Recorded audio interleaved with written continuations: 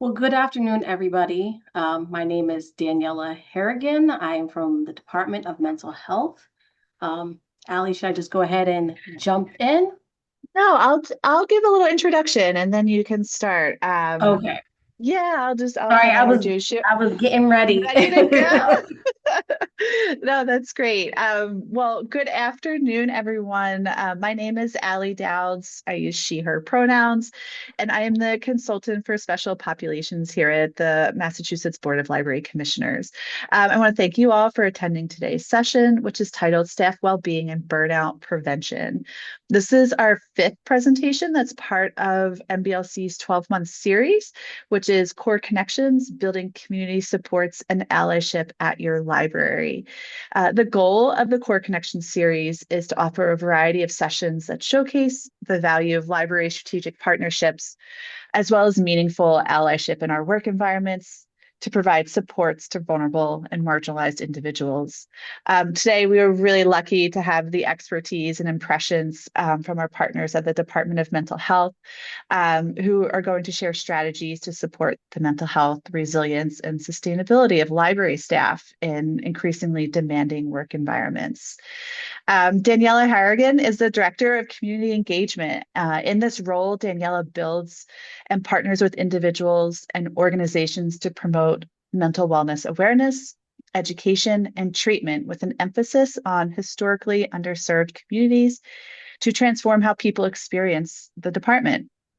She's previously worked at the Massachusetts Rehabilitation Commission, Department of Urban Studies and Planning at MIT, and Rosie's Place, and is currently pursuing a Master's of Divinity and a Certificate in Religion and Conflict Transformation from Boston University School of Theology. So our session today will be recorded and it will be shared with all registrants. Just another quick reminder that as a state agency, we cannot support other recordings such as Otter AI, so please disable. Everyone is muted during this general presentation, but you may unmute during Q&A, and please feel free to use the chat feature to submit questions or comments throughout. With that, I'd love to welcome Daniela. It's so nice to have you here, Daniela. Thank you so very much, and apologies for, being excited about this conversation. So again, my name is Daniela Harrigan. I'm the Director of Community Engagement at DMH. And on my outside life, I am a community chaplain who is committed to holistic wellness and being able to talk to people in non-clinical language. So before we get started today, I just wanted to do a quick body scan for us. This is just a practice to kind of transition ourselves from the day that we've been having to being in this space together. So if you feel comfortable, go ahead and close your eyes, lower your gaze so you're not staring at this screen if you've been staring at screens all day. But this just gets us to kind of be one with our bodies. So sit however is comfortable for you, so we can honor this transition and let your feet find the floor. I invite your hands to rest whatever feels natural for you. And then I invite you to take a slow breath in, letting your stomach expand outward. And I invite you to exhale gently through your mouth, letting your body soften. As you do this, notice your jaw. If it is clenched, I invite you to loosen it. As you sit, notice the position of your tongue. If it is pressed to the roof of your mouth, I invite you to let it drop. Now bring attention to your neck and your shoulders. If they're tight, or even if just natural, just let it drop 1 inch. Notice your upper back and your lower back. Let the chair hold you and your weight. Now notice your hands. Are they gripping? Are they tense? Are you still working as I'm doing this body scan. Let them soften. And then notice your legs and the steadiness of your feet on the floor. I invite you to take one more slow breath in and a long, gentle breath out through the mouth. And when you are ready, I invite you to open your eyes if you close them. If you lower your gaze, I invite you to re-engage us on the screen. And that is our first practice of the day. So let me just walk you through a little bit of our presentation today. I wasn't sure who was in the room, so I just wanted to give you a little bit of a foundation of who we are, DMH's role, how we partner with libraries, because I think that's also beneficial to supporting you all and having information, and then our everyday practices. So who is the Department of Mental Health? Our vision is that all people in the Commonwealth who experience behavioral challenges have equitable access to treatment and services. This is part of our mission to deliver effective, equitable, and culturally competent care for mental health and co-occurring disorders. We see this a lot with folks who have substance misuse disorders, while supporting statewide policy planning and specialized programs. These are governed by the Mass General Laws, Chapter 19, 123, and our CMR Regulations 104. And so we are committed to early identification and intervention, long-term recovery. A lot of people talk about being well, healing, but we know that this is a cycle. People come in and out of recovery all the time, and how can we support them at these different parts of the spectrum and have equitable outcomes? We know that there are some communities that have more access than others, and how can we reach everybody and talk to them in languages that we have? And more importantly, we have seen over time that folks that are managing their wellness are often mislabeled by the media or quick to be engaging with the criminal justice system. So by having good resources in the community, good partners, we can reduce the interactions with the criminal justice systems by having folks receive the appropriate cares at the appropriate time. So let's talk a little bit about what is mental health. So the CDC classifies mental health as including our emotional, psychological, and social well-being. And this is how it affects how we think, feel, and act. So what does it mean to be mentally healthy? Good mental health is a state of well-being in which individuals realize their own abilities and can cope with normal stresses of life and can work productively and fruitfully and can make contributions to their own communities. And that is from the WHO. So what is mental illness? Mental illnesses are conditions involving changes in emotions, thinkings, or behavior, or a combination of these. Mental illnesses can be associated with distress and or problems functioning in social, work, or family activities. So from these definitions, you can begin to see the different pieces of mental wellness and mental health. Daniela, it's Allie. I just wanted to double check. Did you want to be sharing your screen or your slides at this point? I am. Are they not showing? They're not, no. Um, Do you It want to says, I'm try seeing again? them. I'm seeing Oh, them. you are seeing them? Everyone, Yes. maybe I'm just not seeing them. Okay, everyone's seeing them. I don't know okay. what. All right, you're fine. No, that's perfect. It says I'm sharing on my screen. We know that technology is supposed to make things easier, but sometimes not the case. So No thank you. worries. Okay. So this slide here is from our Office of Behavioral Health Promotion and Prevention. And this is often thought of as the spectrum of mental health. I like to think about it as our spectrum of interventions, right? So most of the time, people think about the Department of Mental Health in this area for folks who have long-term or severe and persistent mental health conditions. I like to think of what we're doing and how we partner with folks in the community and even with folks like yourselves, thinking about promotion and prevention here. How can we develop healthy strategies together so that we're all doing well? Many a times people like to think about physical wellness, right? And no one seems discouraged or have stigma around somebody who goes to the gym to be healthier, right? But when we begin to talk about mental wellness and the things that we do for our mental well-being, then the stigma shifts, right? So we're trying to flip that here and trying to reach people to think about what those differences and those barriers may be in trying to become healthier.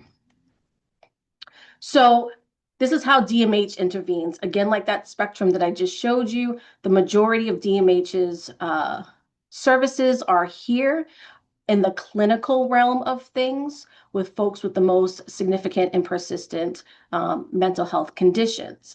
However, as of late, with DMH really embracing its role as the state mental health authority, with our new office of the Office of Behavioral Health Promotion and Prevention, this is where we really get to think about mental wellness and how I am able to engage with you all today. I also would be remiss if I didn't share some of our basic services. I think this is also helpful, not only for the patrons that come to your libraries, but also how you care for one another at your libraries, right? So these are some of our basic services. I try to group them. Some of the ones that are highlighted are the clubhouses, so individuals that may be in communities that you serve and need places to go during the day that may have some direction are our clubhouses. We actually have peer-supported access centers and recovery learning communities. These are places where you don't have to have a diagnosis quite yet. Also, the 24/7 crisis access and intervention hotline, mobile crisis, is something that everyone should be aware of. Again, not only thinking about patrons, but also thinking about our staff members as well, who may be experiencing things and we need to get them care.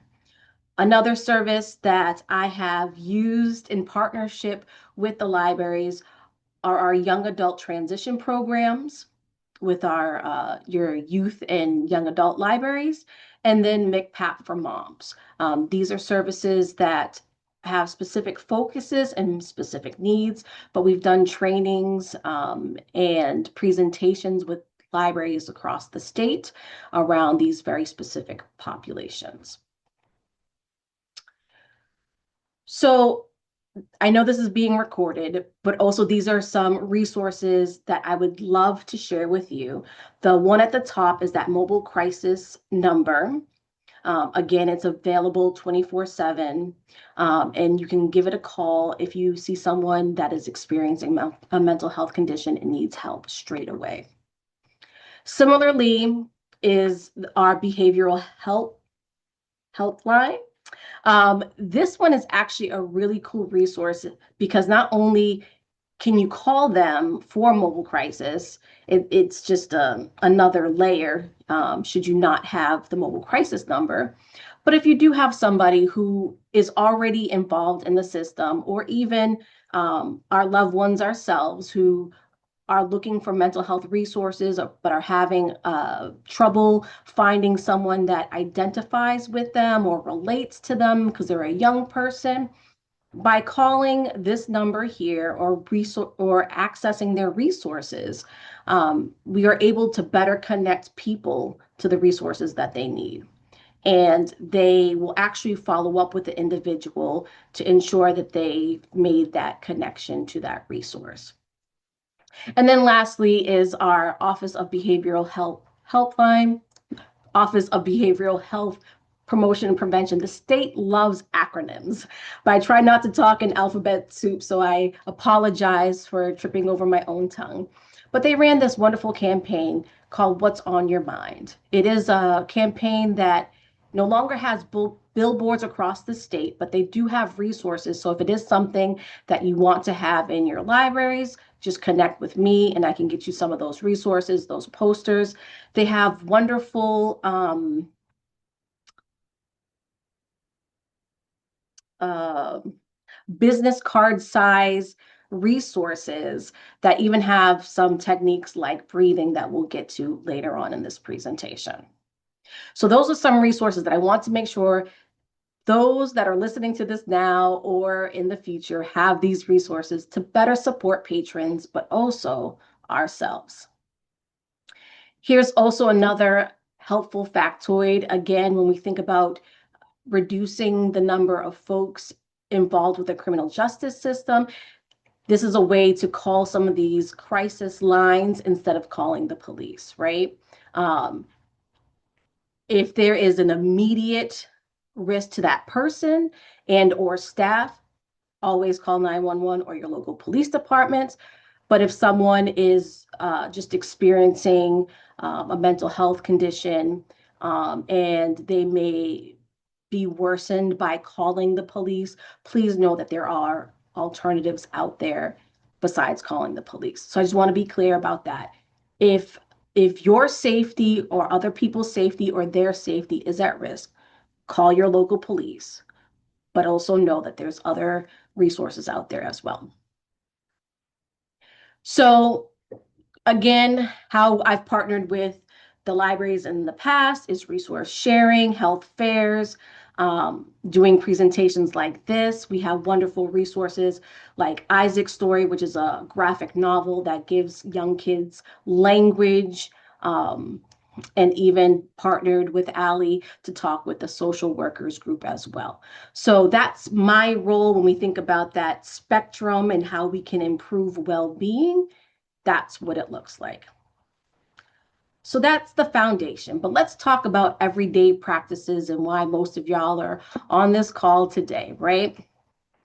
So when I was thinking about this presentation, I was like, I've talked to the social workers. I know what's out there. I'm gonna, put together this presentation. But I looked at the research, and this is what the research shows. And so I just have to move my bar up here. Employee engagement in the US is at a decade low, with only 31% of employees feeling engaged at work. This is very specific to libraries. You could see the resources that I have there. Over 75% of academic librarians report that they fear of making a mistake. It causes stress in their work lives. Studies also show that an increasing burnout among library professionals, with women ages 35 to 44 reporting the highest levels of stress. So these are the statistics that I found. I'm sure amongst your own, you have other statistics, but I want to know, and Allie, if it's okay, folks can come off of mic. Do these seem accurate? I just wanted to know, what are you all seeing? What are you all experiencing? Or are these statistics taking anyone aback? Yeah, and I just put in the chat. People can feel free to use the chat or unmute at this time if you want to comment. And Daniela, just for context, most of the people on this call are public libraries, but I know those that registered, we do have a mix of academic, school, and public librarians. Sure. Yeah. I hope I can have at least one volunteer respond to this, because in presentation mode, I can't always see the chat. So if there's one brave soul that can just let me know if this resonates.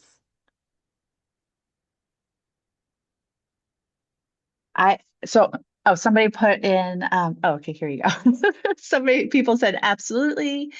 Decades of underfunding to libraries is also causing strain and burnout among staff, which is getting multiple likes. I know when I saw those bullet points where it says women aged 35 to 44, I immediately, as a parent, was like, yep, because I think being a parent and working within the confines of libraries is very difficult. Full-time parents, yes, somebody said. Mhm. I'm just reading off the chat for Oh, you. I Somebody else appreciate it. said, Thank you. I guess I'm surprised about engagement. How do they define engagement? And also, the someone cares question makes me sad, as it is not my experience. I've always felt like I've made connections at my place of work. Um, they, somebody said they slowly add more work to positions so they can eliminate jobs, but keep doing the same amount of work with no increase in pay and no increase to pay that is already pretty minimal, I'll add. Thank you, everyone that is sharing. Yeah, thank you. I also had a slide for this too, but I got so caught up in our wonderful conversation that I forgot to advance the slides. But part of the reason why I'm presenting to you today is because much of this aligns with the Office of Community Engagement and the work that I do, and the overall strategy that I have, not only externally, but internally as well. And from my conversations with Allie over the years, I had my own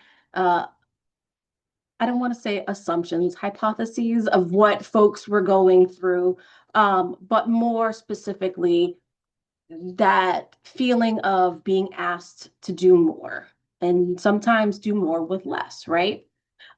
So I look at this as a shared front line, right? So y'all, for the most part, Ali said, are in the community.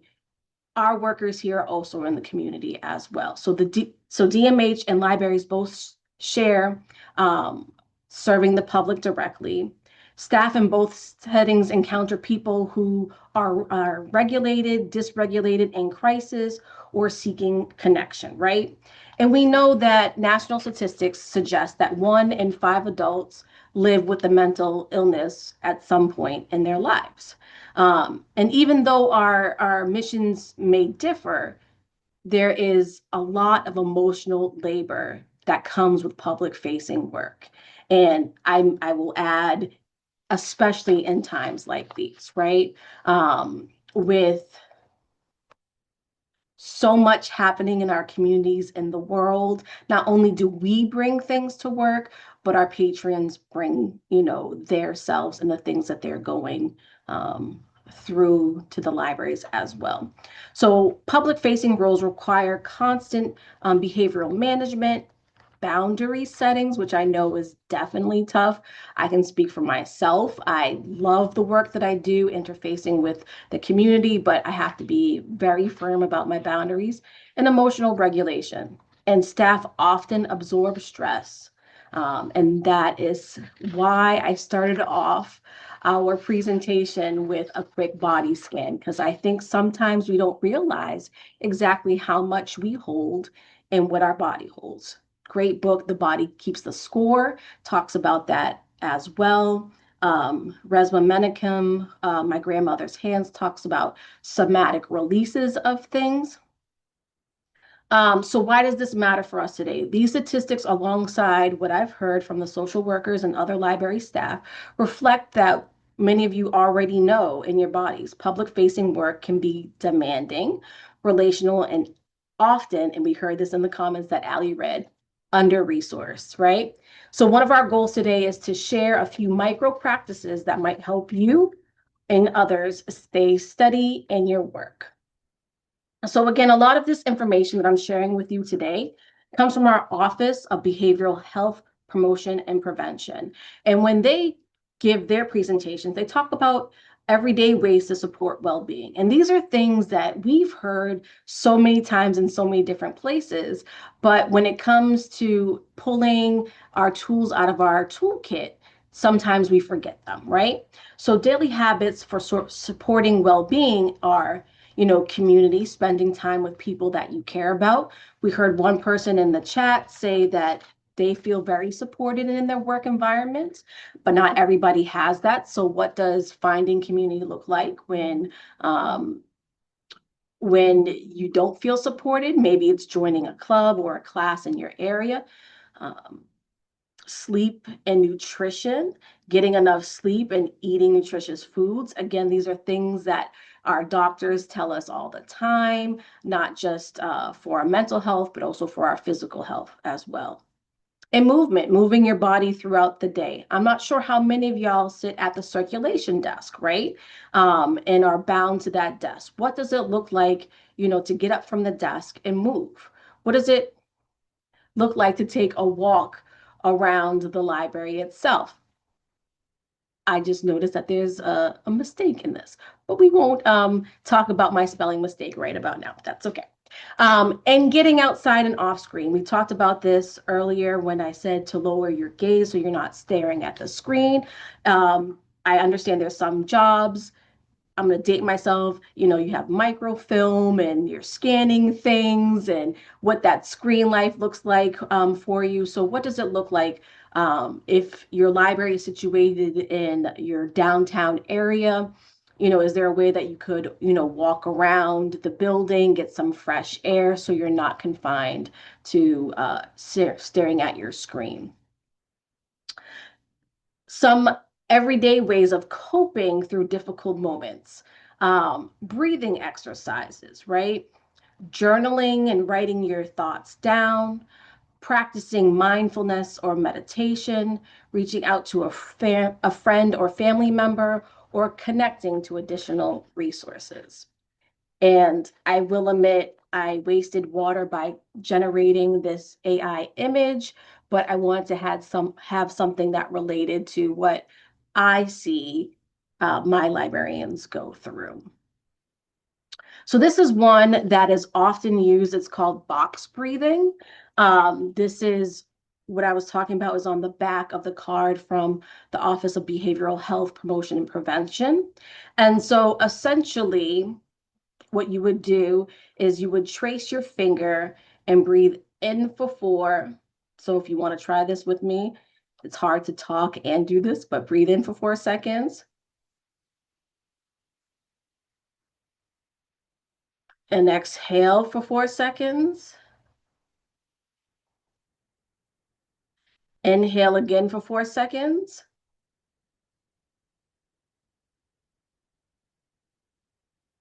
And exhale for 4 seconds.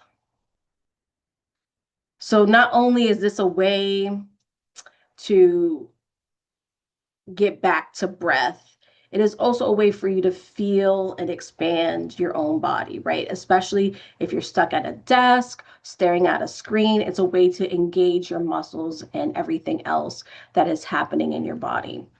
I went to a fair, a civics fair in Worcester yesterday where some young folks had presentations, and they had one called a star breathing. So if you think about a star with 5 points, and it didn't have how many seconds you had to breathe. And I know that people's bodies work differently.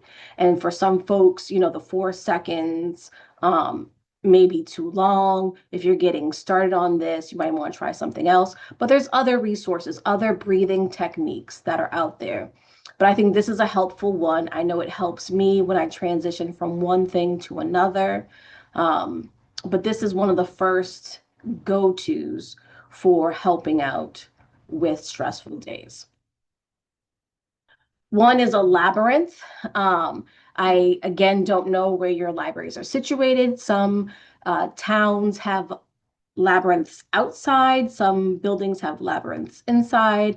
It may be something that you might want to walk. Again, thinking about the movement that we heard about earlier. Some organizations and then some for-profit places have what they call finger labyrinths. So you can buy stickers that go on your desk, on your laptops.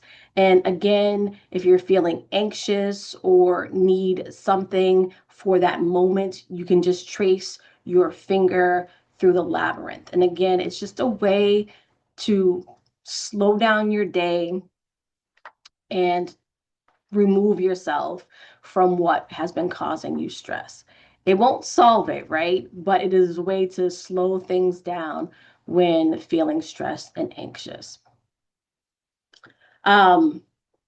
Again, our brief grounding exercises. So I think about, how are you all doing business with one another, right? So if you have meetings in your libraries, how are you starting off of those meetings? Is it just business as usual?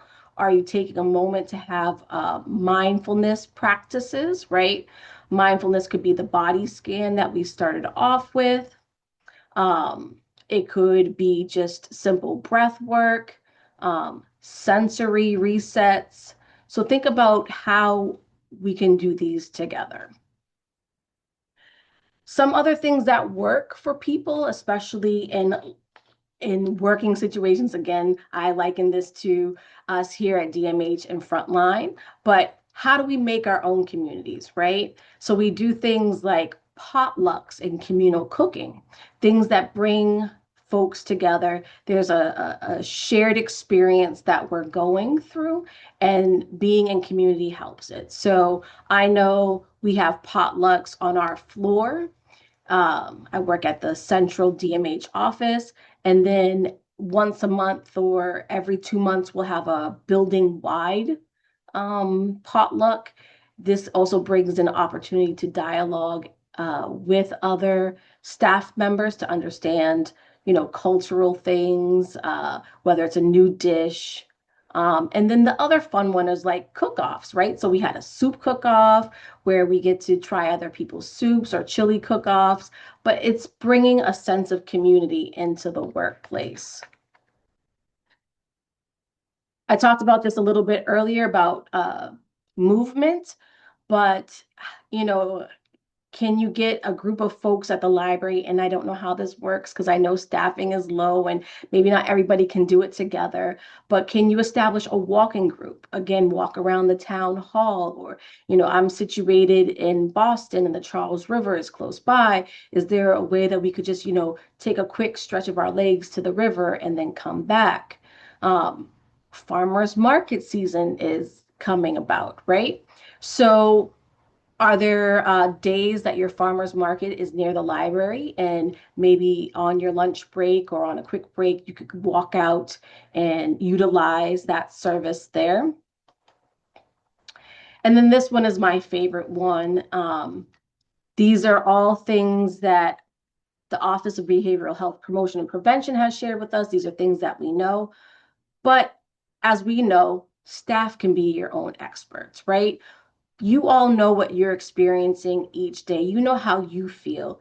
What are the things that you can bring to work or make a change in your work environment, right?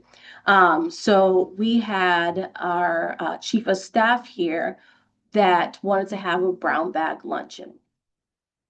So every 2 months, we have a brown bag luncheon here for staff. We do it virtually, where a staff member will share their skills. So we have a staff member that does chair yoga, and they'll have a moment that they will share with other staff members of how to engage in that technique in their chair. We have somebody else doing Tai Chi. We also have a person on the second floor that makes their own cards, right?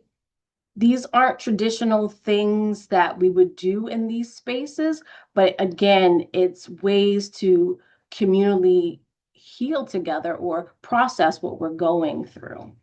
And one that I just did earlier today is that we have restorative talking circles. I'm trained in talking circles, and this was something that I found worked in my environment here, of having a place for people to share stories and reflect upon what their day looks like.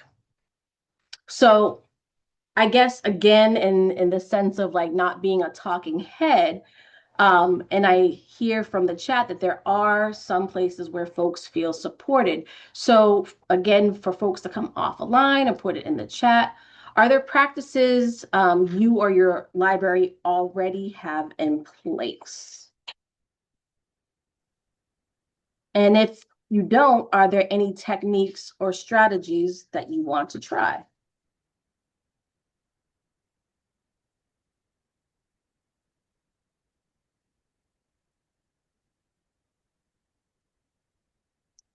So Daniela, I'll read them aloud again. Somebody Okay. had posted a little bit ago that they're going to suggest mindful icebreakers for their monthly department meetings. Another person talked about finding labyrinth textured stickers. Hmm. Um, Somebody said, I always go for a walk at my lunch, listen to a reflection podcast.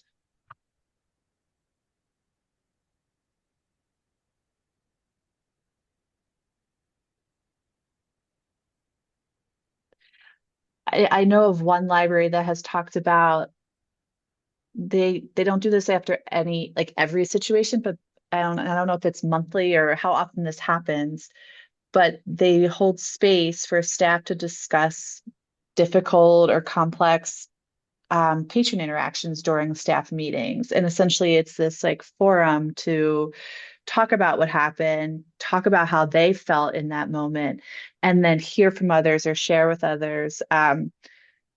You know, w- Maybe it's getting advice from others, like how they could navigate that in the future, or just like that kind of affirming that no, you did everything okay and it's okay, like don't think that you did something wrong, like just bits like that. But it is a designated or scheduled time that this happens regularly for staff to reflect on these difficult patient interactions, which I'll speak from my own experience, I know does not happen enough, if at all. Hmm. Yeah, that's something that came up a couple of times when I talked to the social workers about having, Mhm. protocols and policies for like debriefs. But I even like the way that you're framing it, right? Obviously, the person who was involved in a difficult situation, you want them to feel supported, but having a frequency of these check-ins um, sometimes takes the pressure and the onus and attention off of the one individual or individuals that may have been involved in a situation. Um, I know that that has been helpful for people here as well by having these little check-in spaces um, here at DMH. Yeah, and so somebody else just wrote in staff being supportive when there are difficult relationships or situations with patrons. For example, tapping someone out, stepping in to help, covering for each other, backing each other up. Yeah.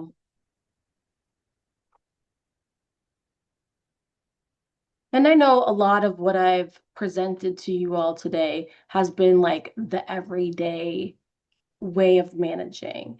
And the big, huge elephant in the room for any public facing person truly is burnout, right? And how do we prevent that? And I think that is something that's deeper that I can't address on this call, but we can definitely continue being in conversation about that. But this gives you the starting steps of having good boundaries for yourselves, having good support mechanisms for that, and then thinking about what do you need individually, right?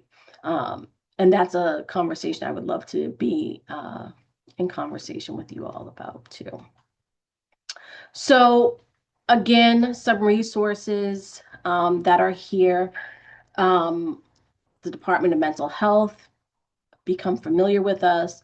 The Behavioral Health Helpline, again, this is a wonderful resource, not only for patrons, but if you yourself are having trouble navigating your private insurance, you're not finding someone in your network that resonates with you, you can always call this helpline and tell them what you're looking for.